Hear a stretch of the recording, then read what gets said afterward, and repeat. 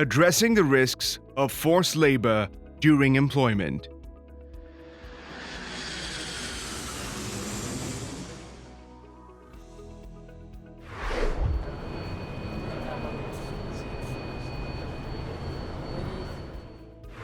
The employer should provide migrant workers with post-arrival orientation in a language that the workers understand. Signs, symbols, and other indicators related to health and safety hazards in the workplace should be highlighted so that migrant workers can understand them. Employers are encouraged to employ an on-site migrant workers coordinator conversant in both the languages of the migrant workers and the employer.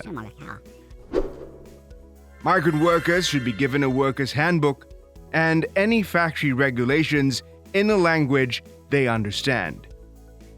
Migrant workers should be paid their regular wage during post-arrival orientation. Post-arrival orientation contents. Post-arrival orientation should cover Malaysian culture and common practices, basic local language skills, companies' expectations on workers' rights, duties, and responsibilities, applicable laws and regulations, how the salary is paid, and guidance on remittances services, safekeeping of personal documents, working hours and production requirements, workplace policies, rules and regulations, basic job training, occupational safety and health, grievance channels and processes, medical benefits,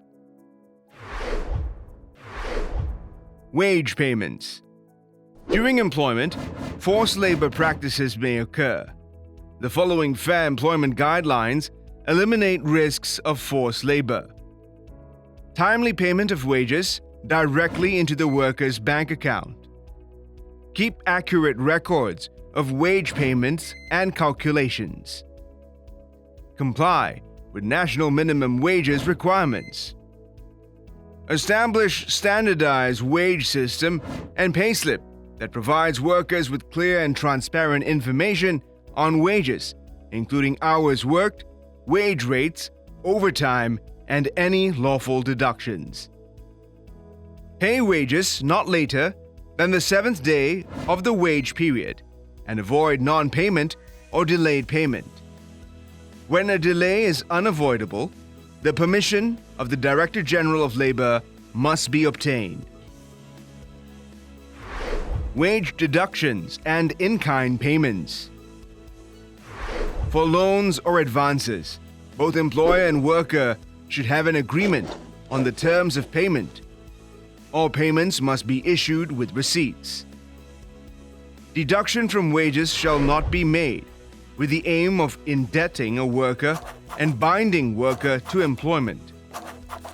Any legal deduction shall not exceed 50% of the monthly wages of the worker. Payments in kind, including goods or services, accommodation, vouchers or coupons, shall not be used as payment of wages.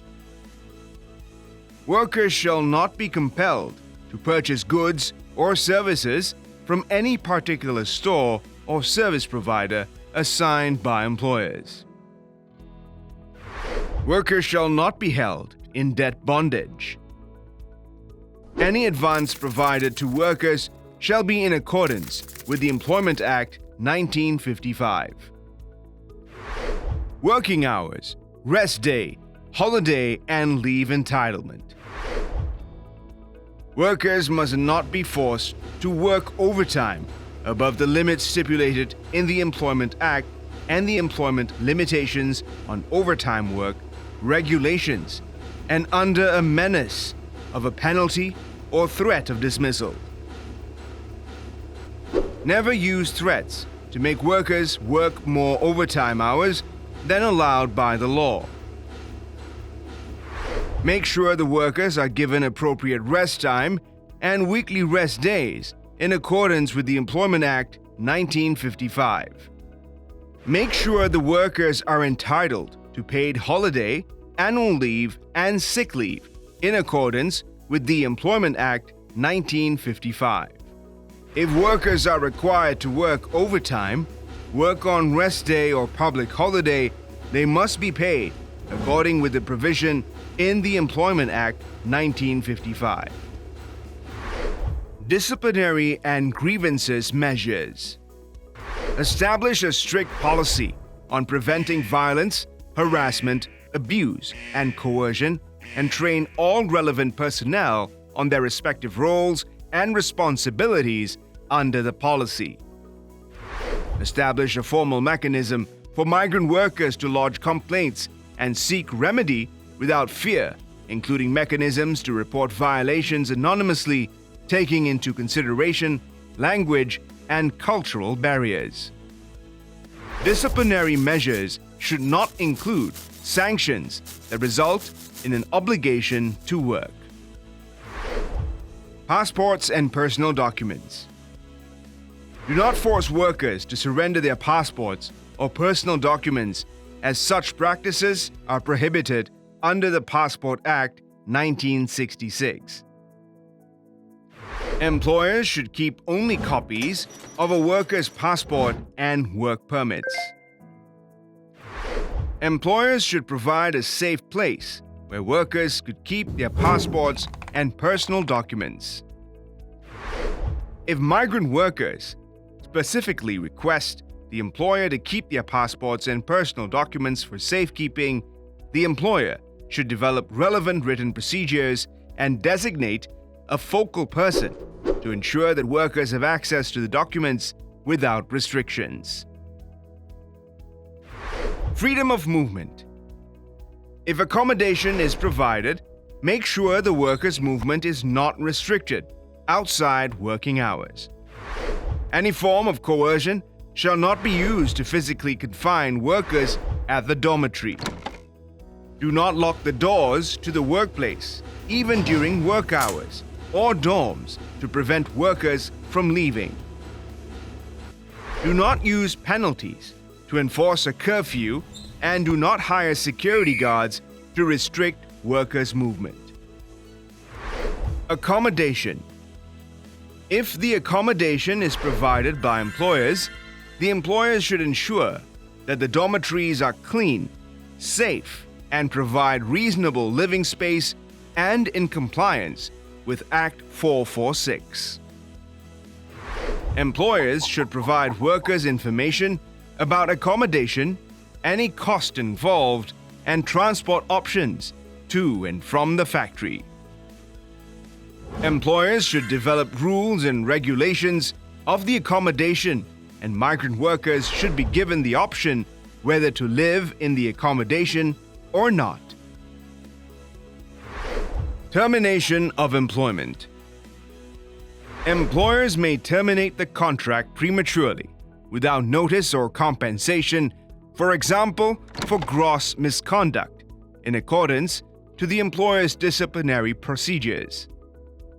Workers may terminate the contract prematurely, without notice or penalty, in the event of harassment, abuse, or other serious violation of the workers' rights by the employers, including failure to pay wages, or the contractual terms and conditions of employment have been unilaterally changed by employer.